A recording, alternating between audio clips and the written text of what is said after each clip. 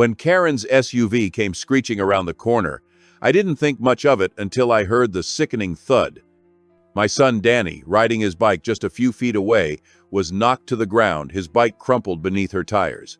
I sprinted to him, my heart pounding, as he lay dazed and scraped up on the pavement. Relief washed over me when I realized he was conscious, but my anger surged when I saw Karen step out of her car not to help, but to yell. "You need to control your kids," she snapped, her voice sharp and unapologetic. "This is entirely your fault." "You hit my son with your car, and you're blaming me?" I stared at her. Karen didn't flinch. Instead, she pulled out her phone and barked into it. "I need police here immediately. There's been an incident, and the man here is being aggressive." I hadn't even raised my voice. But Karen wasn't just trying to shift blame. She was setting the stage for a confrontation that would reveal the depths of her cruelty and entitlement. What she didn't know was that her lies would unravel a shocking truth, and justice was closer than she thought. Drop your city in the comments. We want to see how far this story has reached. So, I recently dealt with something no parent should ever have to say out loud. My son got hit by a Karen. The driver tried to press charges against me. And the reason for all of this? A scooter. She called it a menace to the HOA community. But the only menace that got removed was hair in handcuffs. Let me start from the beginning. We moved into this neighborhood thinking it would be peaceful, Saturday grill parties, kids on bikes, and nosy but harmless retirees watering their lawns twice a day like it's an Olympic event. What we got instead was Karen. Karen wasn't just a person. She was an experience, a lifestyle nightmare wrapped in beige polo shirts. I didn't know her name at first, but I knew her species. Karen was the kind of neighbor who treated every landscaping infraction like it was a crime against humanity. The first time we met, she materialized in our driveway, clipboard in hand, and Bluetooth headset buzzing, though I suspected it wasn't actually connected to anything. "Welcome to the neighborhood," she said. "Hope you've read the covenants." My wife, ever polite, thanked her. My son Timmy, 10 years old, scooter enthusiast, jelly-stained hoodie connoisseur waved, cheerfully. Me? I just smiled and made a mental note. This woman probably collected fines like Pokemon cards. She handed us a rules packet so dense it should have come with a tutorial. No toys on lawns, no flags in windows. I flipped to the back and muttered under my breath, "Does this thing have a sequel?" The next morning, Timmy rode his scooter up and down our cul-de-sac for 6 blissful minutes. Helmet on, big grin. It was innocent, joyful, the kind of picture-perfect moment people move to suburbs for. Apparently, it was 6 minutes too long. Later that day, I went to get the mail, only to find a bright pink sticky note slapped across the mailbox like it carried a personal grudge. The note read, "Control your child. The HOA is watching." It wasn't signed by Karen, it was signed by the compliance committee. Spoiler alert, there was no committee. Just Karen, a printer, and a god complex. I stared at the note in disbelief. Then I stared at my son, who was now on the sidewalk drawing dinosaurs in chalk dinosaurs, whose color matched the sticky note. He looked up at me, his brow furrowed. "Did I do something bad?" he asked. "No, buddy," I said, ruffling his hair.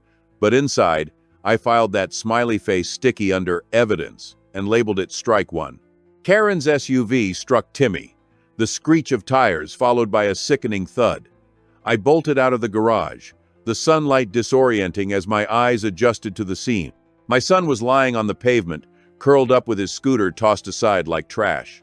His leg bent unnaturally. He whimpered softly, not crying but broken in a way that no 10-year-old should ever feel. "Timmy, hey, can you hear me?" I said, my voice trembling. His eyes flickered toward me, lips trembling like he wanted to say something but couldn't. My wife ran from the house, screaming his name.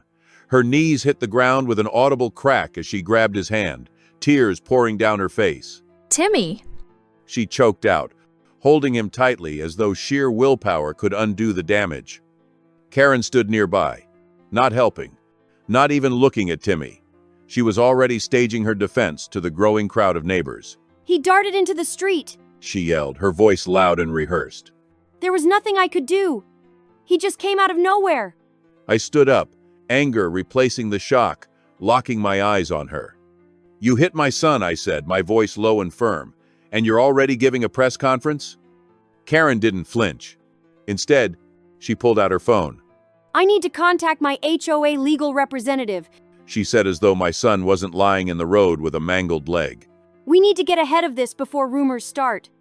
The paramedics arrived, working quickly to stabilize Timmy's leg, their hands steady while mine trembled. My wife rode with him in the ambulance, gripping his hand tightly. I stayed behind, unable to leave the scene, unable to let Karen escape without facing what she had done. "You're going to jail," I said, walking closer to her. Karen scoffed, crossing her arms. Don't be ridiculous. It was an accident. "It stopped being an accident the moment you decided my son was a liability instead of a human being," I replied, pointing at the skid marks left by her reckless driving. "You accelerated, Karen. You were going faster than anyone drives on this street." He swerved out in front of me. She repeated. Linda, the retired crossing guard and unofficial neighborhood truth-teller, stepped forward. No, he didn't. Linda said, calm and steady. Karen turned toward her, her voice sharp. You're not a radar gun. I don't need to be. Linda didn't back down. I was a crossing guard for 12 years. I know what I saw was already in the road, Karen. You didn't slow down. The police arrived, clipboard in hand, their faces serious. Karen moved fast, heels clicking as she rushed over. Officers, she said, her voice sweet and full of fake gratitude. Thank you for coming. I'm glad someone's finally taking this seriously. One officer turned to me. Sir, are you the homeowner at 14B? I nodded, unsure of where this was going. We received a report of child neglect and unsafe activity, the officer said. Karen practically beamed, cutting in before I could respond. This man, Karen said, pointing at me, has been allowing dangerous activity on public property. I have video evidence. The officers didn't hesitate to issue her a citation for reckless endangerment and failure to yield. But that wasn't the end of it. I filed a civil suit against Karen, demanding compensation for Timmy's medical bills, emotional distress, and the damage to his scooter. My lawyer didn't hold back, presenting the evidence in court with precision. Karen tried to defend herself, claiming it was all a misunderstanding, but the judge wasn't swayed. Karen was ordered to pay for Timmy's medical expenses, replace his scooter, and cover additional damages for emotional distress. On top of that, she was slapped with a hefty fine for violating HOA regulations and endangering a child. Her smug demeanor crumbled as the verdict was read, her face pale and her hands trembling.